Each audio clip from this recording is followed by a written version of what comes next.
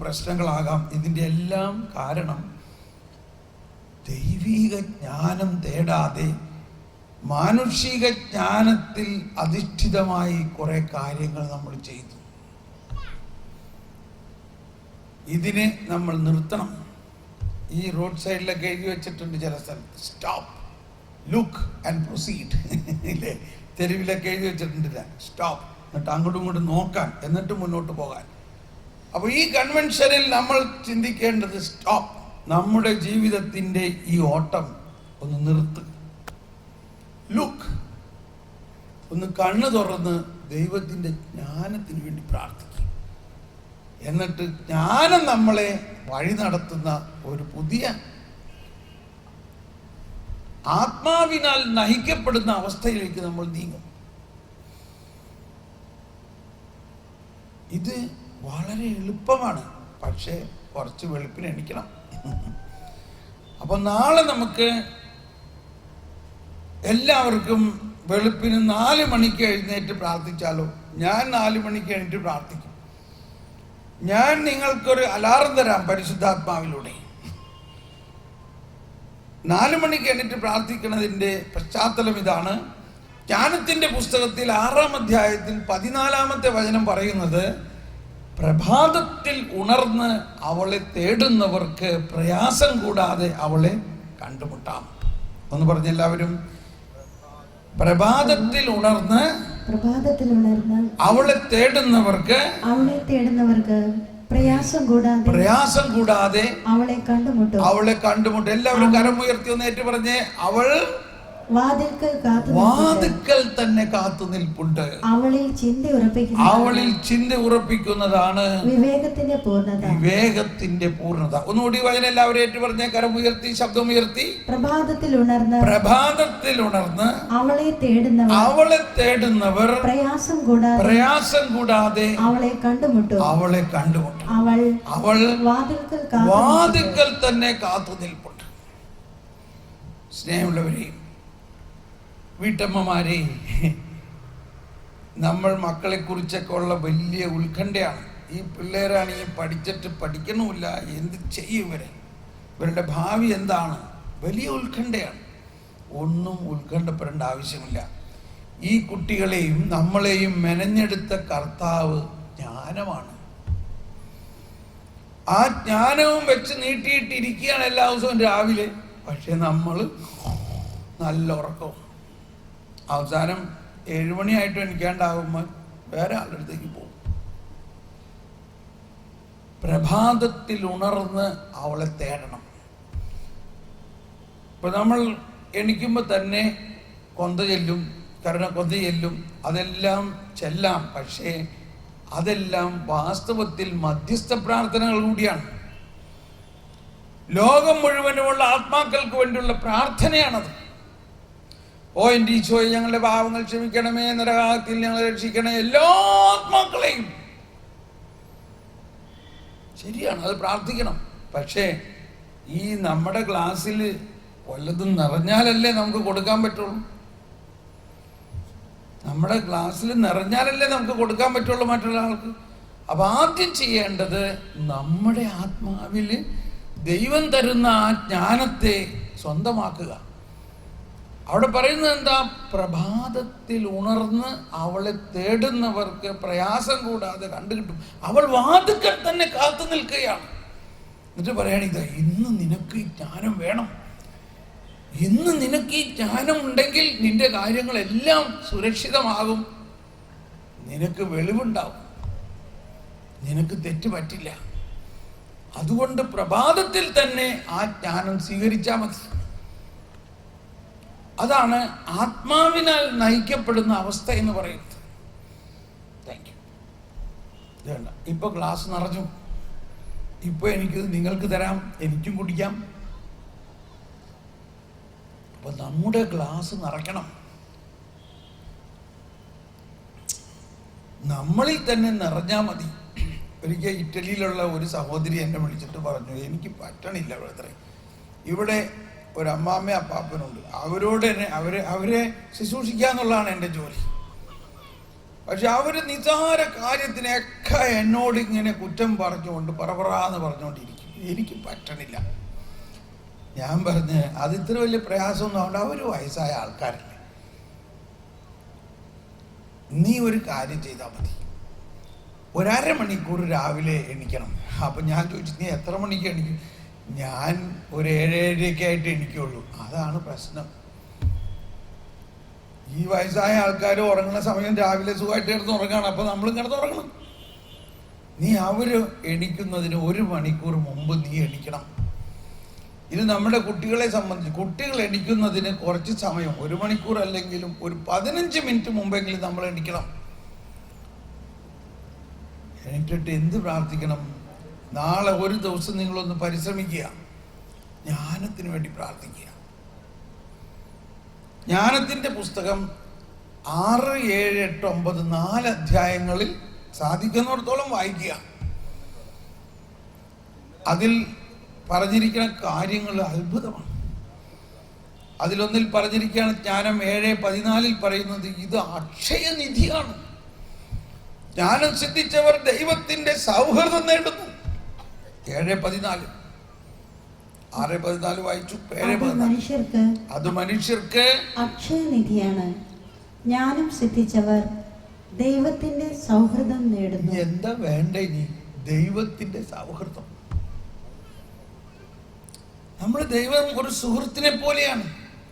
ദൈവം ഒരു പോലീസുകാരനെ പോലെ കാണരുത്. ദൈവം നമ്മുടെ ആത്മസുഹൃത്താണ്. എല്ലാ കാര്യത്തിലും സഹായിക്കുന്ന സഹായകനാണ്. ദൈവത്തെ പേടിക്കേണ്ട യാതൊരു കാര്യവുമില്ല. ഒരു വാത്സല്യം നിറഞ്ഞ അപ്പച്ചനാണ്. നമ്മളെ ആനപ്പുറത്ത് കയറ്റി കളിപ്പിക്കുന്ന ഒരു സുഹൃത്താണ്. വീണ്ടും അതിൽ ഒരുപാട് ഉണ്ട്. 8-ാം അധ്യായത്തിൽ 1-ാമത്തെ വചനം പറയുകയാണ്. 8:1 പറയുന്നത്, ഭൂമിയിൽ ഒരറ്റം മുതൽ മറ്റേ അറ്റം വരെ ജ്ഞാനം സ്വാധീനം ചെലുത്തുന്നു. അവൾ എല്ലാ കാര്യങ്ങളും, ഒന്നെല്ലാവരും ഏറ്റു പറഞ്ഞേ, അവൾ എല്ലാ കാര്യങ്ങളും നന്നായി ക്രമപ്പെടുത്തുന്നു. ആര് ക്രമപ്പെടുത്തും? ജ്ഞാനം. അപ്പൊ നമ്മളൊന്നും ചെയ്യണ്ടേ? നമ്മളൊന്നും ചെയ്യണ്ട. ഈ ജ്ഞാനത്തിന് വേണ്ടി പ്രാർത്ഥിച്ചാൽ മതി. ഞാനപ്പോൾ ഈ സഹോദരിയോട് പറഞ്ഞു, നീ വെളുപ്പിന് എണ്ണിട്ട് ജ്ഞാനത്തിന് വേണ്ടി പ്രാർത്ഥിച്ച്, ജ്ഞാനവും സ്നേഹവും ആണ് വേണ്ടത്. ജ്ഞാനവും സ്നേഹവും കൊണ്ട് നിറയാൻ വേണ്ടി പ്രാർത്ഥിക്കണം. അങ്ങനെ ഒരു 1/2 മണിക്കൂർ പ്രാർത്ഥിക്കുക. അങ്ങനെ ഒരു 3-4 ദിവസം പ്രാർത്ഥിച്ചിട്ട് പിന്നെ നീ വിളിച്ചു പറയും. അവൾ പറയാണ്, അത്ഭുതകരമായ വ്യത്യാസമാണെന്ന് പറഞ്ഞത്. ഈ അപ്പച്ചനും അമ്മച്ചിയിലും ഒക്കെ വ്യത്യാസം എന്തുകൊണ്ടാണ്? നമ്മളിൽ നിറയുന്ന ഈ ജ്ഞാനം നമ്മളിലൂടെ മറ്റുള്ളവരിലേക്ക് ഒഴുകും. അപ്പോൾ മാതാപിതാക്കളാണെങ്കിൽ നമ്മളിൽ നിറഞ്ഞു കഴിഞ്ഞാൽ പിന്നെ ആരിലേക്ക് അത് ഒഴുകും? നമ്മുടെ മക്കളിലേക്ക് ഒഴുകും. ഒരു സഹോദരി, ജർമ്മനിയിലുള്ള ഒരമ്മച്ചി, 4 ആൺപിള്ളേരാണ് അവർക്ക്. അപ്പം ഞാൻ രാവിലെ 1 മണിക്കൂർ എൻ്റെ പ്രാർത്ഥിക്കണമെന്ന് പറഞ്ഞപ്പോൾ ഇവർ എഴുന്നേറ്റ് നിന്നുകൊണ്ട് എന്നോട് തർക്കിക്കാൻ തുടങ്ങി. നിനക്കറിഞ്ഞൂടെ രാവിലെ എന്താണ് കുടുംബത്തിലൊരു മേളം? ഈ 4 ഇവന്മാരെ ഒന്ന് കുളിപ്പിച്ച്, ഇവന്മാരെ ഡ്രസ് ചെയ്യിപ്പിച്ച്, ഇവന്മാർക്ക് പാക്ക് ചെയ്ത് കൊടുത്ത് ഹോംവർക്കൊക്കെ ചെയ്യിക്കുന്നു, സ്കൂളിൽ വിടുന്നത് വരെ എനിക്കൊരു സൗകര്യമില്ല. അപ്പോഴാണ് പ്രാർത്ഥിക്കാൻ പറയുന്നത്. നിങ്ങൾ ആണുങ്ങൾക്ക് ഇതൊന്നും അറിഞ്ഞൂടാന്ന് പറഞ്ഞു. എന്നോട് തട്ടിക്കയറാൻ തുടങ്ങിയപ്പോൾ ഞാൻ പറഞ്ഞു, സഹോദരി ശാന്തമാകും. നിന്റെ മക്കൾ ആരുടെയാ? നീ 4 മക്കളെ നിന്റെ ഗർഭത്തിൽ രൂപപ്പെടുത്തിയത് ആരാണ്? സൃഷ്ടാവായ ദൈവമല്ലേ? തീർച്ചയായിട്ടും ആ ദൈവം ഈ മക്കൾക്ക് കൊടുക്കാൻ വേണ്ടി രാവിലെ തന്നെ കൊണ്ടുവരുന്ന ജ്ഞാനം നിന്നിലൂടെയാണ് അവർക്ക് കൊടുക്കേണ്ടത്.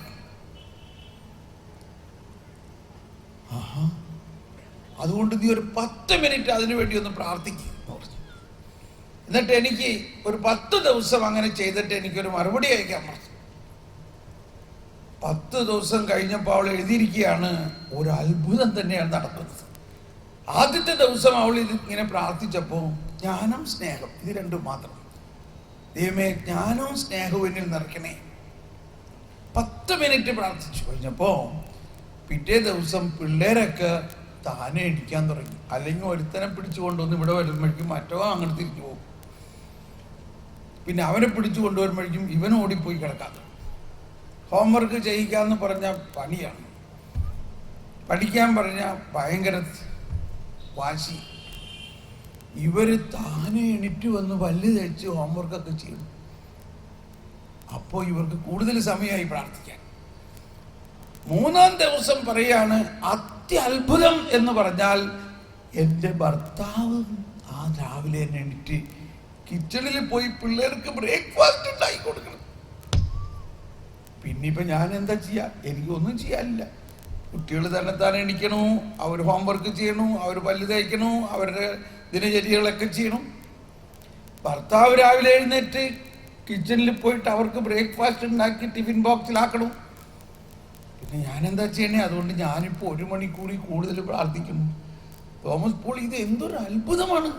നീ ഒരുണ്ട്, അതുകൊണ്ട് ഞാനൊരു ധ്യാനം നടത്തണമെന്ന് ആഗ്രഹിക്കുകയാണ്, അമ്മമാർക്ക് വേണ്ടി ഒരു ധ്യാനം. ഇത് ഒരമ്മമാർക്കും അറിഞ്ഞൂടാ. അവർ രാവിലെ മുതൽ പിള്ളേരുടെ പുറകെ നടന്ന് ബഹളത്തോട് ബഹളം. അവർക്കും സമാധാനമില്ല, പിള്ളേർക്കും സമാധാനമില്ല. മനസ്സിലായോ എങ്ങനെയാ പിള്ളേരെ വളർത്തേണ്ടത്? ഇത് നടന്ന സംഭവമാണ്. അങ്ങനെ പിറ്റേ വർഷം ജർമ്മനിയിൽ അവരുടെ നാട്ടിൽ എന്നെ വിളിച്ച് അമ്മമാർക്ക് വേണ്ടി ഒരു ധ്യാനം നടത്തിച്ചു. അവർ പറയാണ്, ഇതൊരമ്മയ്ക്കും അറിഞ്ഞൂടാ പ്രാർത്ഥനയ്ക്ക് ഇത്ര ശക്തിയുണ്ടെന്ന്. എന്തെങ്കിലും പ്രാർത്ഥിച്ചാൽ പോരാ, ജ്ഞാനം. അതുകൊണ്ട് അമ്മമാരെ, നിങ്ങൾ നാളെ തന്നെ ചെയ്യണത്.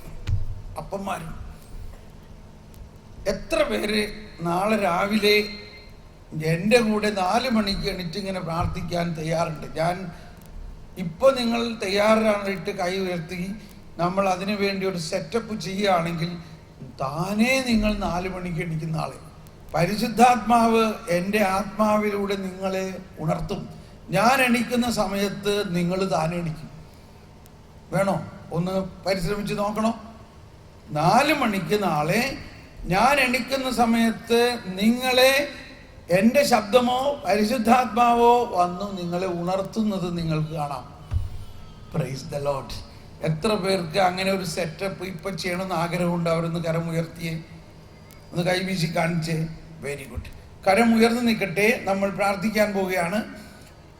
ഓ പരിശുദ്ധാത്മാവേ, നാളെ രാവിലെ 4 മണിക്ക് ഞാൻ ഉണരുമ്പോൾ എന്നിൽ വസിക്കുന്ന പരിശുദ്ധാത്മാവേ, അങ്ങ് ഇവരിലും വസിക്കുന്നു. നാളെ രാവിലെ 4 മണിക്ക് ഇവരെല്ലാവരും ഉണരണം. Praise the Lord. ഇവർ ജ്ഞാനത്തിന് വേണ്ടി പ്രാർത്ഥിച്ച് ഇവർ ജ്ഞാനം നിറയണം, ഉണരും. Praise the Lord.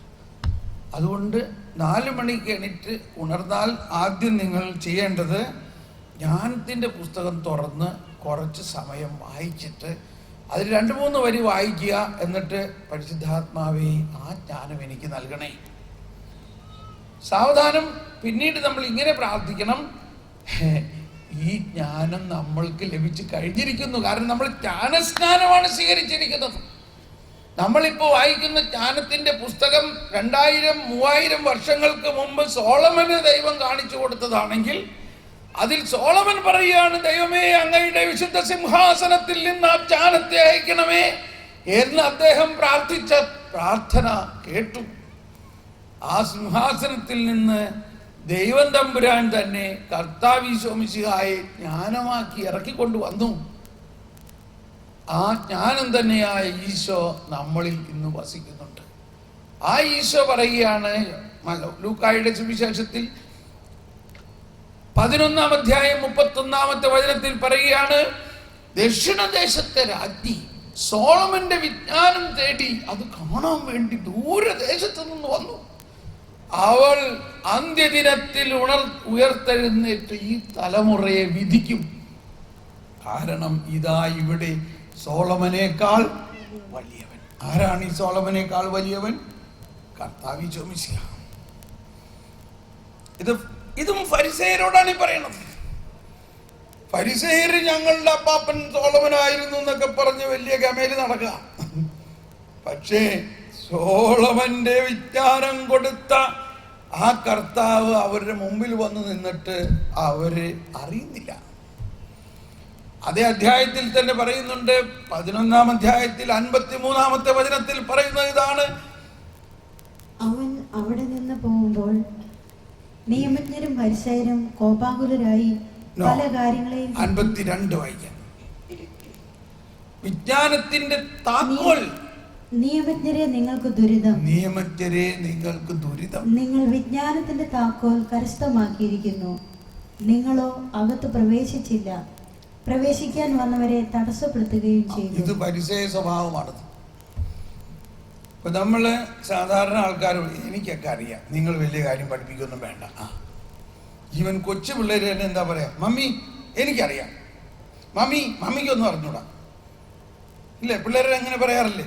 മമ്മിക്കൊന്നും അറിഞ്ഞൂടാ, പപ്പയ്ക്കൊന്നും അറിഞ്ഞൂടാ, എനിക്കറിയാം. ഇതാ പിള്ളേര് തന്നെ നമ്മളോട് പറയണത്.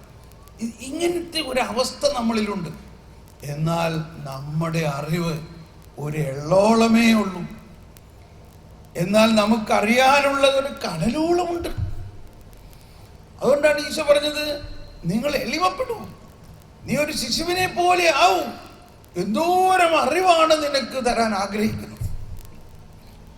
അപ്പോൾ ദൈവത്തെക്കുറിച്ചുള്ള അറിവ്, ജ്ഞാനത്തിന്റെ പുസ്തകം 8-ാം അധ്യായം 4-ാമത്തെ വചനത്തിൽ പറയുകയാണ്, ജ്ഞാനം 8:4 പറയുകയാണ്, ദൈവത്തെക്കുറിച്ചുള്ള അറിവ് ജ്ഞാനത്തിലൂടെയാണ് നമുക്ക് ലഭിക്കുന്നത്. ദൈവത്തെക്കുറിച്ചുള്ള ജ്ഞാനത്തിന്റെ ആദ്യത്തെ പടി അവളാണ്. ദൈവത്തെക്കുറിച്ചുള്ള ജ്ഞാനത്തിന്റെ ആദ്യത്തെ പടി ഈ ദൈവിക ജ്ഞാനമാണ്.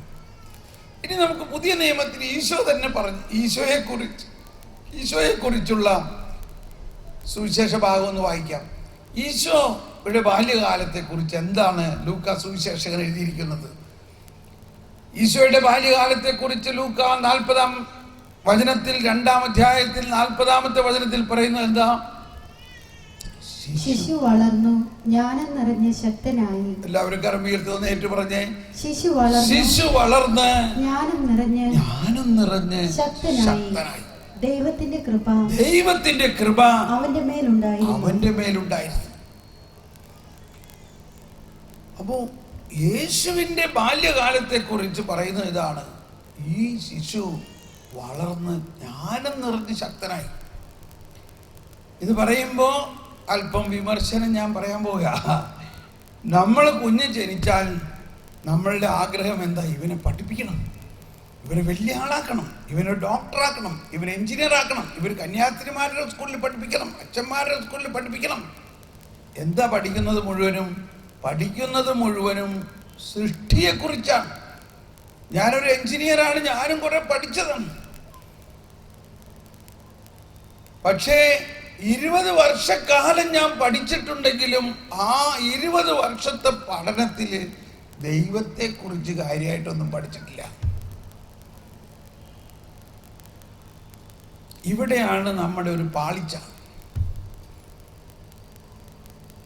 നമ്മൾ കന്യാസ്ത്രീമാരുടെ സ്കൂളിലായാലും അവിടെ പഠിപ്പിക്കുന്നത് algebra, trigonometry, mathematics, chemistry, botany, physics, zoology, biology.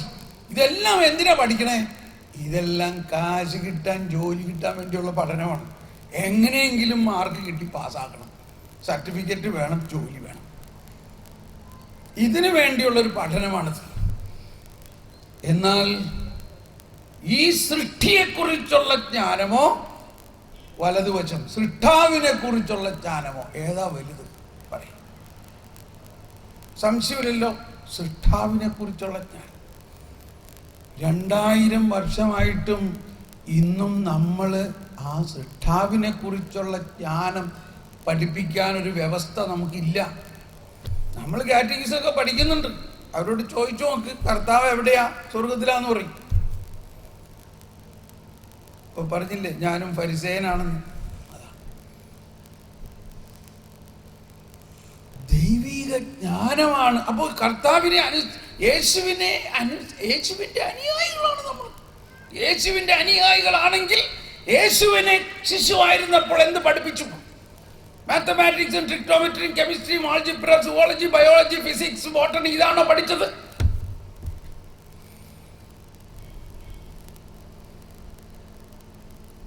സമൂല പരിവർത്തനം ആവശ്യമാണ്. ധൈര്യം ഉണ്ടെങ്കിൽ മക്കളെ വീട്ടിലിരുത്തി എങ്ങും വിടാണ്ടിരുത്തി ഒന്ന് പഠിപ്പിച്ച് നോക്ക്. ചങ്കൂറ്റം വേണം. ഞാൻ എങ്ങും വിടുന്നില്ല, ആദ്യം ഒരു 5 വയസ്സ് വരെ അവനെ വേദം പഠിപ്പിക്കട്ടെ. മനസ്സിലാവുന്നുണ്ടോ ഭാഷ? അവൻ ആദ്യം എന്ത് പഠിക്കണം? അവൻ്റെ സൃഷ്ടാവിനെ കുറിച്ച് പഠിക്കണം. എന്തിന് ദൈവം എന്നെ സൃഷ്ടിച്ചു എന്ന് അവൻ അറിയണം. ഒന്ന് ഉത്തരം പറഞ്ഞേ, ആരെങ്കിലും ഒന്ന് ഉത്തരം പറഞ്ഞേ, എന്തിന് ദൈവം എന്നെ സൃഷ്ടിച്ചു? ആരെങ്കിലും ഒന്ന് പറയാം, ഉച്ചത്തിലൊന്ന് വിളിച്ചു പറഞ്ഞ്, ദൈവം എന്തിനെന്നെ സൃഷ്ടിച്ചു?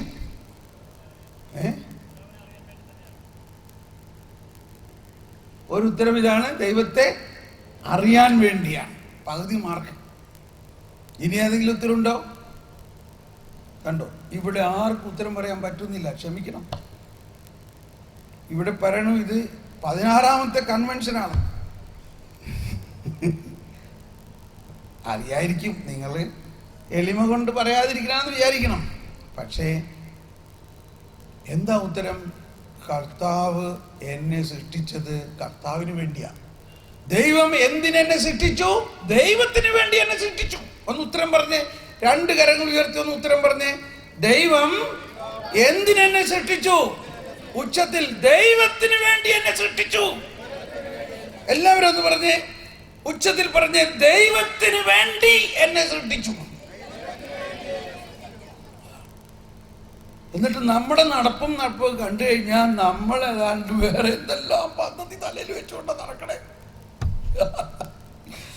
ഓ പമ്പര വിഡ്ഢിയേ, ഇത് എൻ്റെ ഭാഷയല്ല, വിശുദ്ധ അഗസ്തീനോസ് പറഞ്ഞതാണ്. O lord, you art created me for you, but till I rest in you, my soul is restless.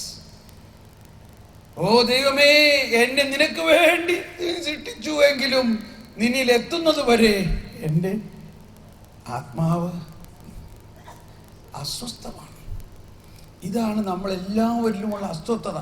അടിസ്ഥാനപരമായി നമ്മുടെ വിദ്യാഭ്യാസത്തിൽ ഇങ്ങനെ ഒരു കാര്യം നമ്മൾ പഠിക്കുന്നില്ല. എന്നോട് ക്ഷമിക്കണേ, ഞാൻ വലിയൊരു വിദ്യാഭ്യാസ സ്ഥാപനത്തിൻ്റെ അങ്കണത്തിൽ നിന്നിട്ടാണ് ഇത് പറയണത്.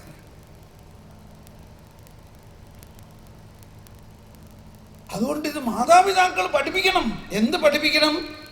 ദൈവത്തിൻ്റെ ജ്ഞാനത്തിലൂടെ ഈ മക്കളെ, നിങ്ങളെ ദൈവത്തിന് വേണ്ടിയാണ് ദൈവം സൃഷ്ടിച്ചത്. നിങ്ങൾ എഞ്ചിനീയർ ആക്കാനോ ഡോക്ടറാക്കാനോ വലിയ ഇതൊന്നും അല്ല ദൈവത്തിൻ്റെ പദ്ധതി. ആയിരിക്കാം, പക്ഷെ എന്താണ് ആദ്യം മനസ്സിലാക്കേണ്ടത്? അപ്പൊ ഇതെല്ലാം നമ്മൾ പറയണമെങ്കിൽ മാതാപിതാക്കളായ നമുക്ക് തന്നെ എന്ത് വേണം? ജ്ഞാനം കിട്ടണം, ദൈവിക ജ്ഞാനം.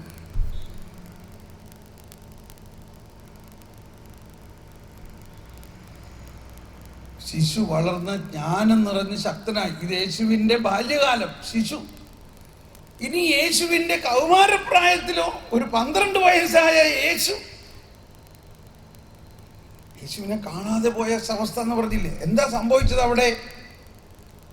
46ാമത്തെ വചനത്തിൽ വായിക്കാം. അവൻ ഉപാധ്യായന്മാരുടെ ഇടയിലിരുന്ന് അവർ പറയുന്നത് കേൾക്കുകയും അവരോട് ചോദ്യങ്ങൾ ചോദിക്കുകയും ചെയ്യുകയായിരുന്നു. കേട്ടവരെല്ലാം, എല്ലാവരും ശബ്ദമുയർത്തി കരമുയർത്തിയേറ്റ് പറഞ്ഞുകൊണ്ട്, കേട്ടവരെല്ലാം അവന്റെ ബുദ്ധിശക്തിയിലും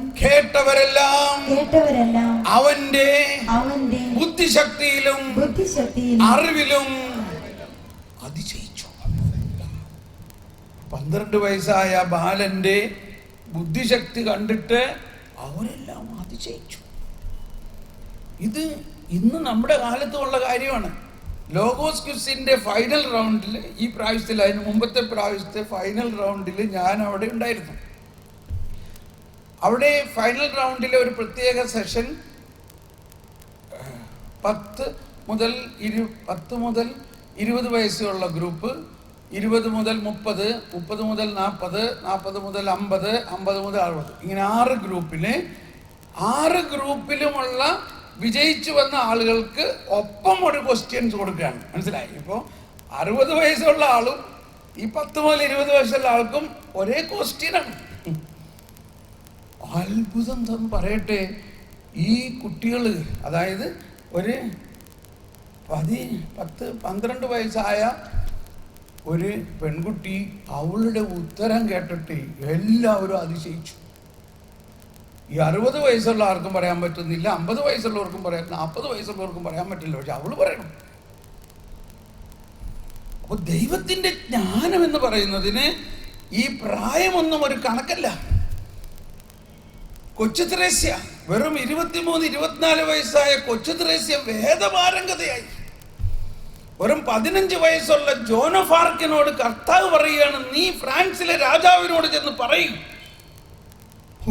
ഞാനും രാജാവിനോടോ? ഞാനാണ് പറയണേ, നിനക്ക് ഞാൻ ശക്തി തരും. നീ യുദ്ധം ചെയ്യണം രാജാവേ, നീ ഇങ്ങനെ ഇരുന്നാ പോലാ. രാജ്യം നീ യുദ്ധം ചെയ്തിട്ട് രാജ്യം പിടിച്ചെടുക്കണം. എന്നിട്ട് പറയാണ്, ജോൺ ഓഫ് ആർക്ക്, നിന്നോട് ഞാൻ പറയുന്നു, നീയാണ് യുദ്ധം നയിക്കാൻ പോണവൾ. എന്തായി പറയണേ? 15 വയസ്സായ പെൺകുട്ടി ഫ്രാൻസിലെ യുദ്ധം നയിക്കുമെന്നോ? ഇതാണ് നടന്ന സംഭവമാണ്. അങ്ങനെ 17 വയസ്സുള്ള ജോൺ ഓഫ് ആർക്ക് ഫ്രഞ്ച് ആർമിയെ നയിച്ച് രാജ്യം പിടിച്ചെടുത്ത് വിജയശ്രീലാളിതനായി രാജാവിന്റെ കിരീടവുമായിട്ട് അവൾ വന്നു. Price the Lord. ഈ കഥകളെല്ലാം, അല്ലെങ്കിൽ ഇത് കഥയല്ല, ഇതൊക്കെ നടന്ന സംഭവമാണ്. കർത്താവിന്റെ ജ്ഞാനം അതുപോലെ കർത്താവ് കരകവിഞ്ഞ് ഒഴുക്കുന്നു. ഇതാണ് നമ്മുടെ കുട്ടികൾക്ക് നമ്മൾക്ക് വേണ്ടത്. ഈ ജ്ഞാനം നമ്മുടെ കുട്ടികളിൽ നിറഞ്ഞാൽ ഇവരെല്ലാം ഒരു പുതിയ തലമുറയായിട്ട് മാറും. 12 വയസ്സായ ഈ ബാലന്റെ സംസാരം കേട്ടിട്ട് അവർ അത്ഭുതപ്പെട്ടു. ഇനി വീണ്ടും നോക്ക്, 52-ാമത്തെ വചനം. 40 മുതൽ 52 വരെയുള്ള 13 വചനത്തിലാണ് ലൂക്കാ സുവിശേഷകൻ യേശുവിൻ്റെ ബാല്യകാലവും അല്ലെങ്കിൽ യേശുവിൻ്റെ 30 വർഷത്തെ കാലഘട്ടത്തെ വർണ്ണിച്ചിരിക്കുന്നു.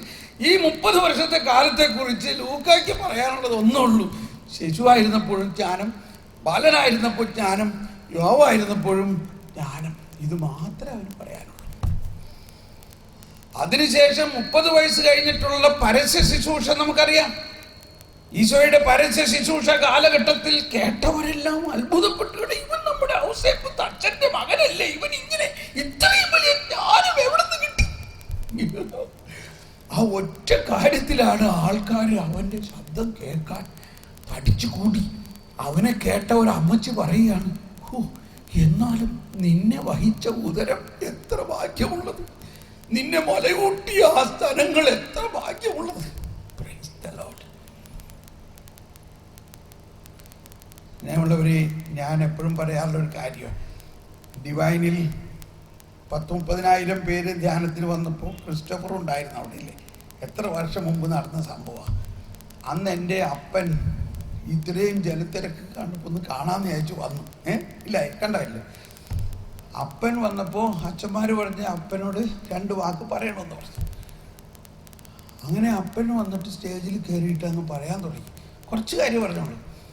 പറയണതിൻ്റെ ഇടയ്ക്ക് അവസാനമായിട്ട് പറഞ്ഞൊരു കാര്യം ഇതാണ്: എൻ്റെ ഈ മകൻ, ഇവനെ അമ്മ പ്രസവിക്കുന്ന സമയത്ത്, ഇവനെൻ്റെ മൂത്ത മകനാണ്, ഇവൻ്റെ ആ ആദ്യ കരച്ചിൽ കേൾക്കാൻ ഞാൻ അടുത്ത മുറിയിൽ മുട്ടുകുത്തി പ്രാർത്ഥിക്കുകയായിരുന്നു.